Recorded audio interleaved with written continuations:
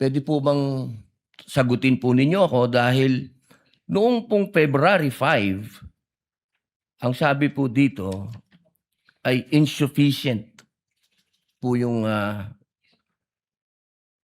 hindi dapat makarating na sa preliminary investigation. Tama po ba? February 5 po yon? May certification, sir. Yes po. Opo. Tapos nung February 14, naging sufficient na for conduct of preliminary investigation. Nasagot po ba yung 7 na sinabi dito na para, ang sinasabi po kasi dito nung February 5, merong 7 na kulang. I believe so, sir. That's why we have received a certification, sir. Ayun. Kasi po, parang narinig ko kanina, hindi po naibigay yung original copy nung sinagawang interview kay Vice President Sara Duterte.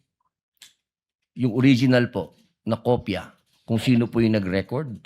Wala po kayong affidavit? Meron po ba kayong affidavit na nakuha nyo? Yes, sir. Ako po yung ang inire-request po ng DOJ dyan is affidavit po nung nag-screen record, which is my affidavit, Your Honor. Meron po siyang affidavit? Ako, sir. Ako po yung nag-execute, sir. Hindi po yung mismong tao? Yes po. Ang hinihingi po kasi ni DOJ is kung sino yung nag-screen record through OBS, sir. Hindi po yung mismong tao. Yes, Your Honor. Kayo lang po yung nag-affidavit. Yes, Your Honor. Pero meron po kayong pagkakataon ba na nakausap nyo yung tao at nagbigay siya ng affidavit? May I clarify, Your Honor, if sinong tao yung tinutukoy? Yung nag-record po? Ako po yung nag-record through OBS, sir. Hindi po. Yung mismong nag-record po kay Inday sa Vice President. Nakausap niyo po ba?